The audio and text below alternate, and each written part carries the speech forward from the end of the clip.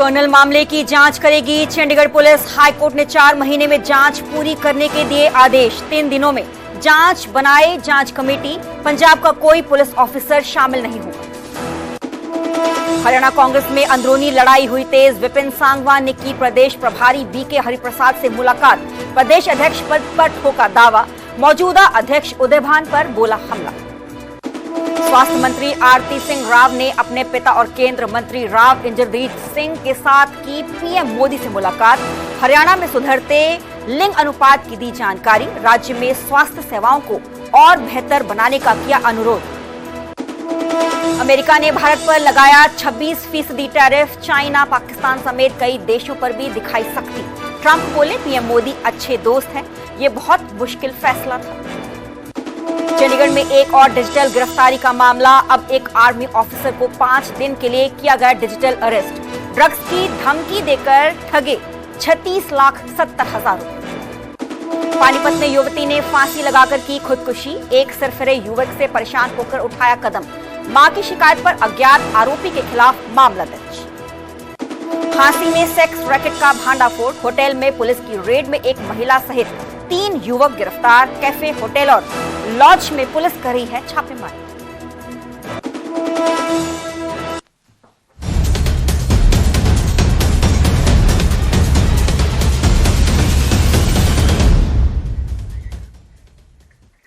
नमस्कार, मैं हूं सरबजोत कौर। न्यूज 18 पंजाब हरियाणा देख रहे सभी दर्शकों का स्वागत है। बुलेटिन की शुरुआत करेंगे और बात करेंगे हरियाणा कांग्रेस की, क्योंकि हरियाणा कांग्रेस में अंदरूनी लड़ाई तेज हो चुकी है। विपिन सांगवान ने बीके हरिप्रसाद से मुलाकात की।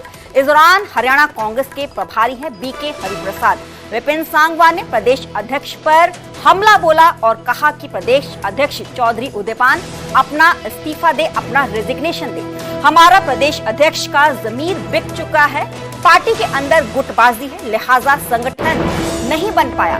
मैंने प्रदेश अध्यक्ष बनने के लिए दावा पेश किया है। कांग्रेस किसी के बाप की बपौती नहीं है। विपिन सांगवान ने इन बातों का जिक्र किया। पार्टी में मौजूद गुटबाजी दुर्भाग्यपूर्ण है। मैं जिम्मेवारी लूंगा तो हायर एंड फायर का सिस्टम होगा।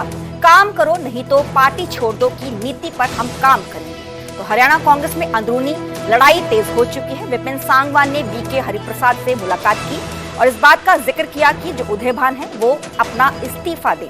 हमारा प्रदेश अध्यक्ष का जमीर बिक चुका है। इन बातों का जिक्र विपिन सांगवान की तरफ से किया था।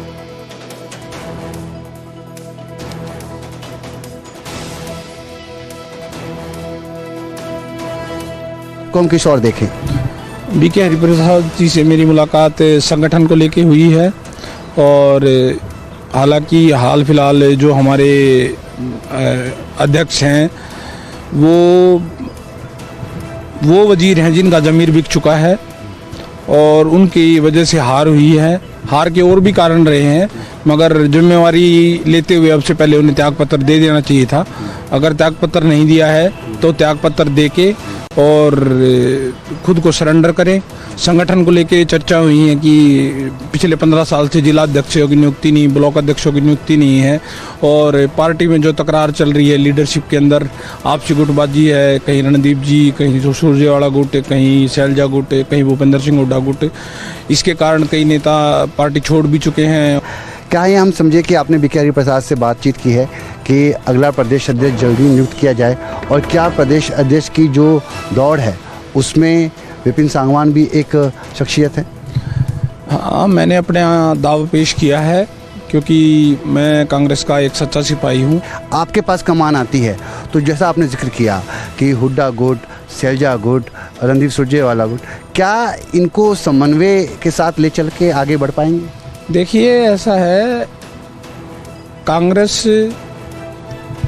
किसी की बाप की बापोती नहीं है और राहुल जी के, सोनिया जी के नेतृत्व में पार्टी दिशा निर्देश पे काम करते हैं। मगर ये दुर्भाग्य है पार्टी का कि हरियाणा के अंदर इतनी गुटबाजी देखने को मिलती हैं। मगर अगर मैं प्रदेश अध्यक्ष के रूप में जिम्मेवारी लेता हूं तो निश्चित रूप से हायर एंड फायर का सिस्टम होगा। या तो कार्य किया जाएगा या तो कार्य करो, अदरवाइज ये पार्टी छोड़ दो। पार्टी किसी बाप की बापुती नहीं है। तो हरियाणा कांग्रेस में अंदरूनी लड़ाई तेज हो चुकी है। विपिन सांगवान ने बीके हरिप्रसाद से मुलाकात की और इस बात का जिक्र किया कि जो प्रदेश अध्यक्ष हैं चौधरी उदयपान वो इस्तीफा दें। तो हुड्डा गुट, रणदीप सुरजेवाला गुट, कुमारी सैलजा गुट बन चुके हैं, जिस कारण हरियाणा जो असेंबली इलेक्शंस हुए थे उसमें हार का सामना कांग्रेस पार्टी को करना पड़ा था। तो विपिन सांगवान ने बीके हरिप्रसाद से मुलाकात की। हमारे साथ बीजेपी के नेता जुड़े हुए हैं। रमन मलिक सर, बहुत बहुत स्वागत है आपका न्यूज़ 18 पंजाब पे। आपको क्या लगता है, क्या कुछ कारण, क्या कुछ रीजंस, हरियाणा कांग्रेस में अंदरूनी लड़ाई तेज हो चुकी है, अब विपिन सांगवान की तरफ से उदयभान के इस्तीफे की मांग की गई? देखिए, कांग्रेस का आंतरिक मामला है, लेकिन ये एक जाना माना सत्य है कि कांग्रेस के अंदर, कांग्रेस का मतलब ही नेताओं के जमावड़े का एक गुट, उसको कांग्रेस कहते हैं। इसमें दल के नेता नहीं है, नेताओं का एक दल बल है। तो पहला तो ये रहता ही है। दूसरी चीज ये कि कांग्रेस की अंदरूनी लड़ाई हमेशा बाजारू रही है और उन्होंने हमेशा बाजार में अपने कपड़े उतारने का काम करा है। और ये तब से भी चलते आ रहा है। जब अभी हुड्डा साहब सीन में नहीं थे तब भी यही चलता था, उसके बाद भी यही चला। ये अशोक जो हैं इनके तवर, उनके साथ भी यही, वहाँ तो फिजिकल असॉल्ट हुआ। तो ये कोई नई बातें नहीं है कांग्रेस की। हाँ, इतना जरूर है कि ये अब एक समय आ चुका है, राष्ट्र को सोचना पड़ेगा कि क्या कांग्रेस जो एक मुसीबत बन के बैठ गई है डेमोक्रेसी के अंदर, क्या वो इस लायक है कि उसको डेमोक्रेसी में रहने का अधिकार है या नहीं। क्योंकि डेमोक्रेसी का मतलब होता है कि एक अच्छा सत्ता दल और एक उससे अच्छा विपक्ष जो सत्ता दल को चेक में रखे। कांग्रेस हर तरीके से सत्ता में थी, तब भी फेल, आज भी फेल। और ये फेल जो है ना, इनका फेलियर ही इनका एक जन्म सिद्ध अधिकार रह गया हुआ है। मैं पूछना चाहता हूँ आज के समय में कांग्रेस के नेताओं से कि क्या आपने कभी अपने संगठन को बनाने की चेष्टा करी या सिर्फ अपने को बनाने की चेष्टा करी? क्योंकि अगर आपका संगठन ही नहीं होगा तो आप जनता के पास जाएंगे किस मुंह से, किस हैसियत से जाएंगे और जनता की सेवा कैसे करेंगे? रमन जी, क्या आपको लगता है कि अंदरूनी गुटबाजी ही कांग्रेस की हार का कारण बनी थी? आपकी आवाज कट रही थी क्या जी? रमन जी, क्या आपको लगता है कि कांग्रेस की हार का कारण, हरियाणा में अभी पिछले साल असेंबली इलेक्शंस हुए थे, हार का कारण गुटबाजी रही है? क्योंकि कहीं ना कहीं कांग्रेस की हार का कारण हर जगह जी, सिर्फ हरियाणा नहीं, महाराष्ट्र में, महाराष्ट्र के बाद और बाकी जगहों पे भी एक ही कारण है कि कांग्रेस का संगठन नाम की चिड़िया है नहीं।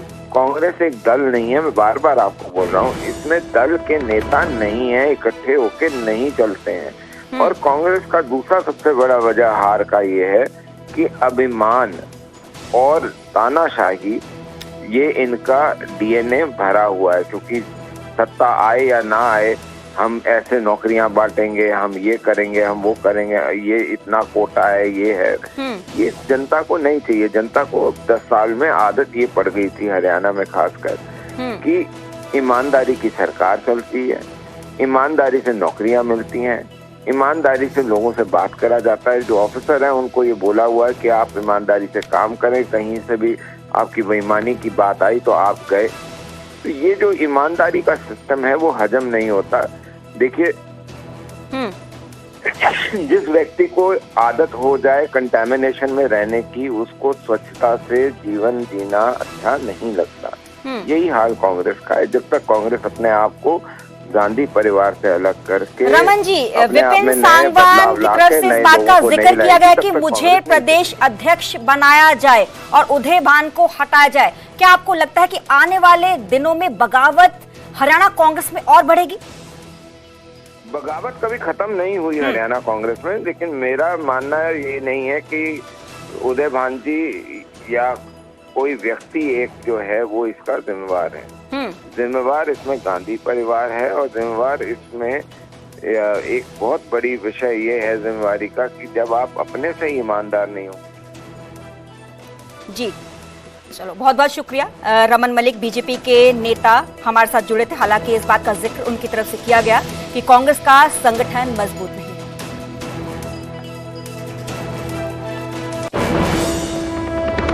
कि पंजाब पुलिस या पंजाब ਕਾਡਰ ਦੇ ਬੰਦਿਆਂ ਨੂੰ ਨਹੀਂ ਪਾਇਆ ਜਿਨ੍ਹਾਂ ਤੋਂ ਮੈਨੂੰ ਡਰ ਸੀਗਾ, ਜਿਸ ਤੋਂ ਮੈਨੂੰ ਡਰ ਸੀਗਾ। ਐਸਐਸਪੀ ਦੇ ਤਬਾਦਲੇ ਦੀ ਵੀ ਤੁਸੀਂ ਡਿਮਾਂਡ ਕੀਤੀ? ਜੀ ਉਹ ਤੇ ਮਾਨ ਸਰਕਾਰ ਨੇ ਸਾਡੇ ਨਾਲ ਜਿੰਨਾ ਵੱਡਾ ਧੋਖਾ ਕੀਤਾ ਹੈ, ਪੂਰੇ ਪੰਜਾਬ ਦੀ ਧੀਆਂ ਨਾਲ ਧੋਖਾ ਕੀਤਾ ਹੈ। ਇਹੀ ਜਦ ਮੈਂ ਮਾਨ ਸਾਹਿਬ ਇੰਨੀ ਗੱਲ ਸੁਣ ਲਿਓ, ਜਿਹੜੀ ਧੀਆਂ ਤੁਹਾਨੂੰ ਮਾਵਾਂ ਤੇ ਧੀਆਂ ਆਸ਼ੀਰਵਾਦ, ਉਹਨਾਂ ਦੇ ਆਸ਼ੀਰਵਾਦ ਨਾਲ ਹੀ ਬੰਦਾ ਚੜਦਾ ਹੈ ਤੇ ਤੁਸੀਂ ਕਿਤੇ ਚੜੋਗੇ ਨਹੀਂ ਜਿੰਨੀ ਤੁਸੀਂ ਮਾਵਾਂ ਤੇ ਧੀਆਂ ਦਾ ਦਿਲ ਦੁਖਾਇਆ। ਇਹ ਮਾਨ ਸਾਹਿਬ ਨੂੰ ਮੇਰੇ ਵੱਲੋਂ ਦੇ ਦਿਓ, ਜੋ ਤੁਸੀਂ ਮੇਰੇ ਸਿਰ ਤੇ ਹੱਥ ਰੱਖ ਕੇ ਮੈਨੂੰ ਭਰੋਸਾ ਦਿੱਤਾ ਸੀ। ਇਹ ਜੇ ਸਰਕਾਰ ਦੋ ਹੋਣ ਤੋਂ ਸਰਕਾਰ ਨਾ ਹੋਏ ਔਰ ਗਵਰਨਰ ਰੂਲ ਦੇ ਦਿੱਤਾ ਜਾਏ ਜਾਂ ਬੈਟਰ। ਤੁਸੀਂ ਵੀਡੀਓ ਵੀ ਸ਼ੇਅਰ ਕੀਤਾ ਜਿਹਦੇ ਵਿੱਚ ਅੱਜ ਬੰਦਾ ਸੀਆਈਡੀ ਪਿੱਛੇ ਕਰ ਰਿਹਾ ਹੈ ਜੀ। ਅੱਜ ਮੈਂ ਆਈ ਸੀਗੀ, ਇੱਕ ਬੰਦਾ ਆਰਮੀ ਦਾ ਨਹੀਂ ਸੀ ਜੀ, ਜੋ ਆਰਪੀ ਦਾ ਸੀਗਾ, ਉਹ ਮੇਰੇ ਪਟਿਆਲੇ ਤੋਂ ਜਦੋਂ ਮੈਂ ਚਲੀ ਆ, ਮੈਂ ਤੁਹਾਨੂੰ ਵੀਡੀਓ ਦੇ ਉਦੋਂ ਦੀ ਸਾਨੂੰ ਫੋਲੋ ਕਰ ਰਿਹਾ ਸੀ। ਉਸਨੇ ਵੀਡੀਓ ਵੌਇਸ ਮੈਸੇजेस ਭੇਜੇ ਹੋਏ ਸੀਗੇ ਕਿ ਘਰੋਂ ਨਿਕਲ ਗਏ ਹਨ, ਦੇ ਹੈਵ ਰੀਚ 42 ਨੰਬਰ 45 ਗੱਡੀ ਨੰਬਰ ਸਾਰਾ ਕੁਝ ਦੱਸਦਾ ਸੀ। ਜਸਵਿੰਦਰ, ਤੁਹਾਡੇ ਕੋਲ ਪੰਜਾਬ ਜਿਹੜੀ ਪੁਲਿਸ ਵੱਲੋਂ ਸਿਕਿਉਰਿਟੀ ਪ੍ਰੋਵਾਈਡ ਕੀਤੀ ਉਹ ਕੰਟੀਨਿਊ ਰੱਖੋਗੇ ਕਿ ਡ੍ਰੌਪ ਕਰੋਗੇ? ਜੀ ਮੇਰਾ ਅੱਜ ਹੀ ਤੁਸੀਂ ਦੇਖਿਆ ਕੀ ਹਾਲ ਕੀਤਾ। ਅੱਜ ਮਤਲਬ ਵਿਦ ਸਿਕਿਉਰਿਟੀ ਇਹ ਹਾਲ ਹੈ ਕਿ ਸਾਡੀ ਮੂਵਮੈਂਟਸ ਵੀ ਟਰੈਕ ਹੋ ਰਹੀਆਂ ਹਨ ਤੇ ਕੱਲ ਮੇਰੀ ਐਕਸੀਡੈਂਟ ਕਰਕੇ ਮਾਰ ਦੇਣ, ਕੁਝ ਕਰ ਦੇਣ, ਆਈ ਡੋਂਟ ਨੋ। ਮੈਂ ਆਪਣੀ ਗੱਡੀ ਚ ਅੱਗੇ ਪਿੱਛੇ ਕੈਮਰਾ ਲਗਵਾ ਰਹੀ ਹਾਂ ਅੱਜ ਹੀ ਕਿ that I am secure and my son is secure. ਨਹੀਂ, ਸਿਕਿਉਰਿਟੀ ਤੋਂ ਚੰਡੀਗੜ੍ਹ ਪੁਲਿਸ ਦੀ ਵੀ ਲਓਗੇ ਕਿ ਜੀ ਦੇਖੋ ਜੀ, ਮੇਰੇ ਇਹ ਕੋਈ ਸਾਡਾ ਪੂਰੇ ਪੰਜਾਬ ਦੇ ਪੁਲਿਸ ਅਫਸਰ ਨਾਲ ਲੜਾਈ ਨਹੀਂ ਹੈਗੀ ਹੈ। ਜਿਹੜੇ ਇਹ 5 ਬੰਦੇ ਸੀਗੇ, ਜਿਹੜੇ 4 SHOs ਔਰ SSP ਨਾਨਕ ਹੈ, ਲੜਾਈ ਉਸਦੀ ਹੈ। ਮੈਂ ਖਾਲੀ ਇੱਕੋ ਰਿਕੁਐਸਟ ਕਰਾਂਗੀ, ਜਦੋਂ UT ਪੰਜਾਬ ਆਪਣਾ ਇਨਵੈਸਟੀਗੇਸ਼ਨ ਕਰੇਗੀ ਤੇ ਇਹ ਕਹਿ ਰਹੇ ਸੀ ਨਾ ਐਨਕਾਊਂਟਰ ਕਰਕੇ ਆਏ ਸੀਗੇ, ਤੇ ਉਸ ਦੇ ਪਿੱਛੇ ਵੀ ਇਨਵੈਸਟੀਗੇਸ਼ਨ ਹੋਣੀ ਚਾਹੀਦੀ ਹੈ ਕਿ ਕਿਹੜਾ ਐਨਕਾਊਂਟਰ ਕਰਕੇ ਆਏ ਸੀ, ਉਹ ਸਹੀ ਹੈ ਜਾਂ ਨਹੀਂ। ਮੈਮ ਤੁਸੀਂ ਸੈਟੀਸਫਾਈ ਹੋਵੋਗੇ? ਤੁਹਾਨੂੰ ਰੋਕ ਕੇ ਵੀ ਲਗਾਈ ਗਈ ਹੈ ਕਿ ਸੁਪਰੀਮ ਕੋਰਟ ਨਹੀਂ ਜਾ ਸਕਦੇ, ਜੋ ਹੋਏਗਾ ਕੇਸ जी सुप्रीम ने रोक है नहीं लगाई है कि सुप्रीम कोर्ट नहीं जा सकते। उन्होंने बोला 4 महीने की इन्वेस्टिगेशन, अगर इन्वेस्टिगेशन तो मैं सेटिस्फाइड नहीं हुई तो मैं सुप्रीम कोर्ट जा सकती हूँ। It is only that they have said कि 4 महीने इन्वेस्टिगेशन का टाइम देता है, तो 4 महीने में देखो, अगर 4 महीने बाद अगर मैंने जस्टिस नहीं मिलिया तो मैं फिर सुप्रीम कोर्ट जावांगी। मैं ਛੱਡਾਂਗੀ नहीं है। ਇਹ ਲੜਾਈ ਹੈ, ਇਹ ਖਾਲੀ ਮੇਰੀ ਲੜਾਈ ਨਹੀਂ। ਸੀਗੀ ਕੋਰਟ ਵਿੱਚ ਕਿ ਪੰਜਾਬ ਪੁਲਿਸ ਕਾਡਰ ਦਾ, ਕਿਉਂਕਿ ਹਰਿਆਣਾ ਚੰਡੀਗੜ੍ਹ ਪੁਲਿਸ ਤੋਂ ਹੁੰਦੇ ਨੇ, ਕਿ ਉਹ ਕੋਈ ਅਫਸਰ ਨਾ ਹੋਵੇ। ਬਿਲਕੁਲ ਜੀ, ਪੰਜਾਬ ਪੁਲਿਸ ਦਾ ਜਿਹੜਾ ਸੀਗਾ ਕਾਡਰ ਸੀਗਾ, ਉਸ ਤੋਂ ਵੀ ਸੀਗਾ ਪਹਿਲੇ ਕਿ ਕੋਈ SSP ਜਾਂ ਕੁਝ, ਤੇ ਉਹ ਅਸੀਂ ਕਿਹਾ ਸੀਗਾ ਇਹ ਸਾਨੂੰ ਨਹੀਂ ਚਾਹੀਦਾ। So it has to be completely UT cadre. ਲੋ DGP ਆਪਣੀ ਇੱਕ ਟੀਮ ਬਣਾਉਣਗੇ। So I am happy with the judgement today. Let's hope that we get justice. ਤੇ ਬਾਕੀ ਤੁਸੀਂ ਸਾਰੇ ਭਰਾ ਮੇਰੇ ਨਾਲ ਹੋ, media is always with me. Thank you so much. ਤੁਸੀਂ ਇਹ ਮੇਰੇ ਨਾਲ ਖੜੇ ਹੋ ਕੇ ਜੰਗ ਨੂੰ ਕਿਤੇ ਮੂੰਹ ਸਿਰ ਤੇ ਲਾਇਆ। ਹੁਣ let's hope that we get justice during the investigation. ਪਰ ਅਗਰ ਇਨਵੈਸਟੀਗੇਸ਼ਨ ਚੰਡੀਗੜ੍ਹ UT ਹੈ, I have trust in the system. ਸਾਨੂੰ ਪੰਜਾਬ ਪੁਲਿਸ, ਪੰਜਾਬ ਕਾਡਰ ਤੇ ਕੋਈ ਟਰਸਟ ਨਹੀਂ। ਕਿਸ ਤਰ੍ਹਾਂ ਦਾ ਪ੍ਰੈਸ਼ਰ ਜਾਂ ਕਿਸ ਤਰ੍ਹਾਂ ਦੀ ਕੋਈ ਸਹਿਮਤੀ ਦੇ ਕੋਈ ਫੋਨ ਕਾਲ ਜਾਂ ਕਿਸ ਤਰ੍ਹਾਂ ਦੇ ਜਾਂ ਤੁਹਾਨੂੰ ਕੀਤਾ ਜਾਂਦਾ? ਜੀ ਅਜੇ ਮੈਂ ਕੁਝ ਵੀ ਨਹੀਂ, ਪਹਿਲੇ ਆ ਰਹੇ ਸੀਗੇ। I am not attending anything. ਇਸ ਵਿੱਚ ਸਹਿਮਤੀ ਦੀ ਕੋਈ ਗੱਲ ਹੀ ਨਹੀਂ ਹੈ ਜੀ। ਕਿਸੇ ਨੂੰ ਤੁਸੀਂ ਗੁੰਡਾਗਰਦੀ, ਜਦੋਂ ਤੁਸੀਂ ਮਤਲਬ ਆਪਣਾ ਪੁਲਿਸ ਵਰਦੀ ਤੇ ਗੁੰਡਾਗਰਦੀ ਕਰ ਰਹੇ ਹੋ, ਤੁਸੀਂ ਇੱਕ ਜਨਤਾ ਨੂੰ ਇਨਸਾਫ ਨਹੀਂ ਦੇ ਸਕਦੇ ਹੋ। ਪੰਜਾਬ ਪੁਲਿਸ ਦਾ ਕੀ ਕੰਮ ਹੈਗਾ? If I think governor rule ਲੱਗਣਾ ਚਾਹੀਦਾ ਪੰਜਾਬ ਵਿੱਚ, ਕਿਉਂਕਿ ਪੰਜਾਬ ਦੀ ਹਾਲਤ ਖਰਾਬ ਹੈ। ਮੈਂ ਆਈ ਵਿਲ ਸਟਿਲ ਸੇ ਮਾਨ ਸਾਹਿਬ, ਤੁਸੀਂ ਪੰਜਾਬ ਨੂੰ ਬਰਬਾਦ ਕਰਨ ਆ ਰਹੇ ਹੋ। ਜਸਵਿੰਦਰ ਜੀ, ਇਹ ਗੱਲ ਤੁਹਾਡੇ ਕੋਲ ਪਹੁੰਚੀ ਕਿ ਚਰਚਾ ਚੱਲ ਰਹੀ ਹੈਗੀ ਹੈ ਕਿ ਤੁਹਾਨੂੰ ਇਹ ਸਰਕਾਰ ਵੱਲੋਂ ਕੋਈ ਕਿਸੇ ਦੇ ਜਰੀਏ ਮੈਸੇਜ ਗਿਆ ਹੈਗਾ ਕਿ ਤੁਸੀਂ SSP ਦੀ ਟ੍ਰਾਂਸਫਰ ਵਾਲੀ ਮੰਗ ਵਾਪਸ, ਪਟੀਸ਼ਨ ਵਾਪਸ ਲਓ, ਅਸੀਂ SSP ਬਦਲ ਦੇ। ਜੀ ਬਿਲਕੁਲ, ਸਾਨੂੰ ਜੀ ਮੇਰੇ ਕੋਲ ਮੈਸੇਜ ਆਇਆ ਸੀਗਾ ਇਹ ਕਿ ਅਗਰ ਅਸੀਂ ਰਿਟ ਵਾਪਸ ਲੈ ਲੈਂਦੇ ਆ ਤੇ ਦੇ ਵਿਲ postpone the मतलब transfer the SSP and dismiss the officer. I said I will not take my, क्योंकि पंजाब पुलिस जो उन्होंने जो आज तक होने तक किया है, एक झूठा गवाही बना दिता, तो फिर वो कुछ भी कर सकती है। They can do any, they can go to any extent. ਕਿਹਦੇ ਜਰੀਏ ਇਹ ਮੈਸੇਜ ਪੁੱਛੇ ਜੀ? ਇਹ ਆਇਆ ਸੀਗਾ ਉਹਨਾਂ ਦਾ ਹੀ ਇੱਕ ਮੀਡੀਏਟਰ ਸਾਡੇ ਕੋਲ ਆਇਆ ਸੀਗਾ, ਜਿਸਨੇ ਮੈਸੇਜ ਪਾਸ ਕੀਤਾ ਸੀ and we have completely refused. Politically ਕਿ ਆਫੀਸਰ ਜੀ ਪੋਲੀਟੀਕਲੀ ਨਹੀਂ, ਸੋਰਸਸ ਦੇ ਥਰੂ ਆਇਆ। ਬਟ ਕੁਐਸਚਨ ਇਜ਼, ਅੱਜ ਵੀ ਮੈਂ ਤੁਹਾਨੂੰ ਉਹਨਾਂ ਦੇ OSD ਜਿਨ੍ਹਾਂ ਨੇ ਤੁਸੀਂ ਬਾਹਰ ਖੜੇ ਸੀ, ਮੈਂ ਤੁਹਾਨੂੰ ਦੱਸਿਆ ਸੀ, ਉਹਨਾਂ ਨੇ ਕਿਹਾ OSD ਫੋਨ ਦੇਣਗੇ। ਇਹ ਦੇਖੋ ਜੀ, ਉਹਨਾਂ ਨੂੰ ਮੈਂ ਮੈਸੇਜ ਕੀਤਾ ਸੀਗਾ ਕੱਲ ਸ਼ਾਮ ਤੱਕ ਵੀ ਫੋਨ ਹੋਰ ਮੈਸੇਜ ਕਰਿਆ ਤੇ ਕੋਈ ਕਾਲ ਰਿਵਰਟ ਨਹੀਂ ਆਇਆ। ਇਹ ਦੇਖੋ ਮੈਂ ਲਿਖਿਆ please intimate outcome as promised by CM Mann. फिर मैं लिखा after all assurance of your calling back still waiting for revert when you don't even pick the call and revert। फिर मैं लिखा dear Sukhbir ji, this is not correct behavior, you are a person in uniform, basic courtesy demands a call back and you don't have time to revert or call or reply, very sad, public are disappointed with your irresponsible behavior and state। Ma'am ਹੁਣ 4 ਮਹੀਨੇ ਤੁਸੀਂ ਕੋਈ protest वगैरह या कोई इस तरह की जी गल कुछ नहीं करोगे? प्रोटेस्ट जी प्रोटेस्ट कोर्ट नहीं ते है जी, यकीन कोर्ट रखोगे? जी बिल्कुल कोर्ट ते यकीन सी पहले ताई मैं कोर्ट ते आई सीगी। We will get justice. खाली जस्टिस मेरे लिए नहीं है, पूरे पंजाब ਲਈ है और सारी मीडिया जो मेरे नाल खड़ी सी उन सारिਆਂ ਲਈ भी है जस्टिस है, क्योंकि तुसी हर रोज मेरे ਵੱਲ देखते सी कि की ਅੱਗੇ ਕੀ ਹੈ मैम ਤੁਹਾਨੂੰ ਕੀ मतलब how can you help me.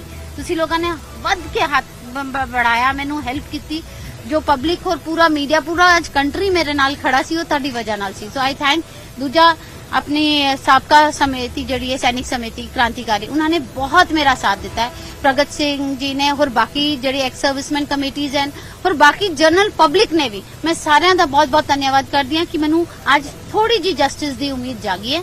So we will wait for 4 months। अगर सानू जस्टिस नहीं मिलिया और इंक्वायरी फेयर नहीं हुई then we will apply at supreme. ਸਮਝ ਲੱਗੀ ਕਿ ਸਡਨਲੀ ਜਿਹੜੇ ਪਹਿਲਾਂ ਜਸਟਿਸ 2 ਦਿਨ ਦੇ ਉਹਨਾਂ ਹੀਰਿੰਗ ਕੀਤੀ ਸਡਨਲੀ ਬਦਲ ਦਿੱਤੇ ਗਏ? जी I can't comment on this क्योंकि कोर्ट दे ऑर्डर सानू पता नहीं है, वो probably my lawyer will be able to because इसमें चंडीगढ़ पुलिस अब जांच करेगी। मिसेस बाट की तरफ से इस बात का जिक्र किया गया है कि अगर मुझे 4 महीने में जस्टिस नहीं मिला तो मैं सुप्रीम कोर्ट का रुख करूंगी, मैं सेटिस्फाइड नहीं हुई तो मैं सुप्रीम कोर्ट जाऊंगी, मैं 4 महीने जस्टिस का इंतजार करूंगी। बता दें कि हाई कोर्ट ने चंडीगढ़ पुलिस को आदेश दिए हैं, इंस्ट्रक्शंस दी हैं, 4 महीने में जांच पूरी की जाए। हाई कोर्ट ने कहा है कि 3 दिनों में जांच टीम बनाई जाए। टीम में पंजाब का कोई भी पुलिस ऑफिसर, कोई भी पुलिस अधिकारी शामिल नहीं होगा।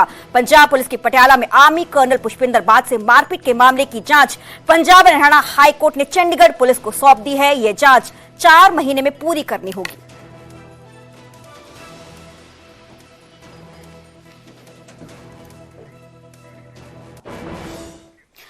आगे बढ़ेंगे और बात करेंगे रोहतक की। कांग्रेस विधायक बीबी बत्रा ने वक्फ बोर्ड पर सवाल उठाए हैं। बत्रा ने वक्फ बोर्ड की कार्यप्रणाली पर सवाल उठाए हैं और कहा है कि वक्फ बोर्ड बना है भ्रष्टाचार का अड्डा। इनके अधिकारी मिली भगत करके जमीन लीज पर देते हैं, लीज की जमीन पर झगड़े और अवैध कब्जे होते हैं। संसद में लाए गए वक्फ संशोधन बिल पर भी उन्होंने कहा कि मैंने पूरा बिल पढ़ा नहीं, बाद में मैं कमेंट करूंगी।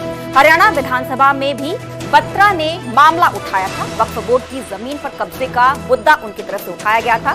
जोहर को पाटकर किया जा रहा है समतल, तो मुख्यमंत्री नायब सैनी ने जांच के आदेश इस पूरे मामले में दिए।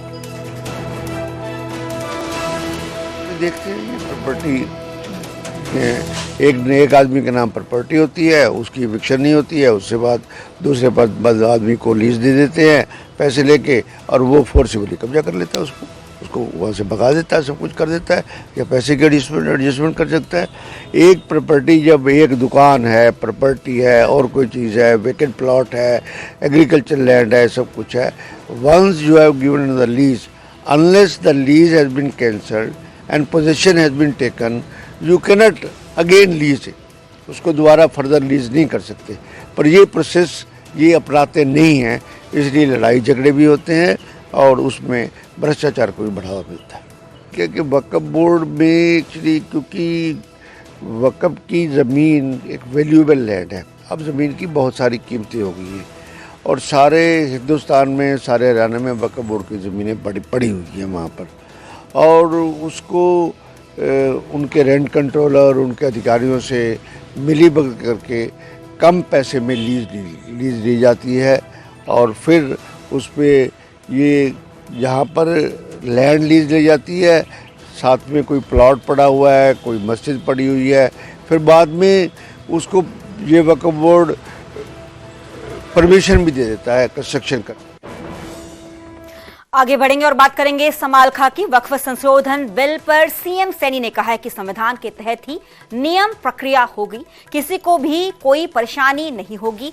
वक्फ में पहले काफी विवाद थे, बिल के बाद वक्फ में कोई भी विवाद नहीं रहेगा। समालखा पट्टी कल्याण सेवा साधना में उनकी तरफ से ये बात कही गई।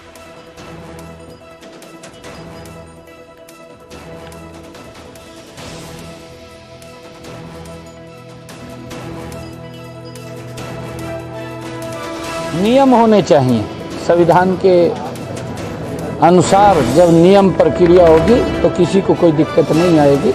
और उस नियम प्रक्रिया के अंदर जो वक्फ बिल आया है, क्योंकि कई प्रकार के डिस्प्यूटेड इसके अंदर थे, अब वक्फ बिल आने के बाद वो कोई डिस्प्यूट नहीं रहेगा। सारे डिस्प्यूट ठीक होंगे।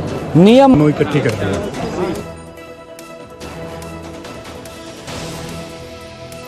तो वक्फ संशोधन बिल पर सीएम नायब सिंह सैनी ने कहा है कि संविधान के तहत ही नियम प्रक्रिया होगी, किसी को भी कोई भी परेशानी नहीं होगी। वक्फ में पहले काफी विवाद थे, पर बिल के बाद वक्फ में कोई भी विवाद नहीं होगा। समालखा पट्टी कल्याण सेवा साधना में उनकी तरफ से ये अहम बात कही थी।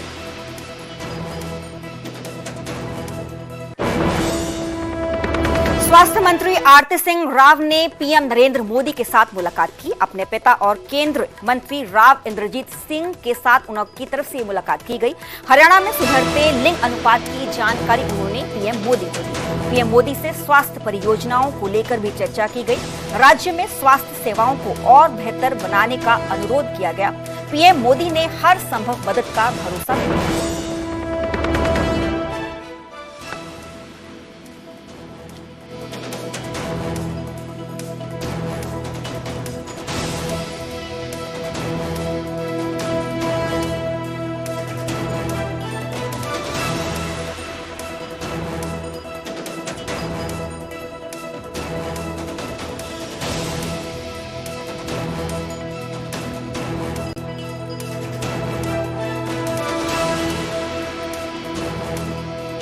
तस्वीर आप देख पा रहे हैं, स्वास्थ्य मंत्री आरती सिंह राव तस्वीरों में नजर आ रहे हैं। पीएम नरेंद्र मोदी को भी देखा जा सकता है। केंद्रीय मंत्री राव इंद्रजीत सिंह भी उनके साथ मौजूद हैं। हरियाणा में सुधरते लिंग अनुपात पर जानकारी उनकी तरफ से पीएम नरेंद्र मोदी को दी गई। साथ ही पीएम मोदी के साथ स्वास्थ्य परियोजनाओं को लेकर भी चर्चा की।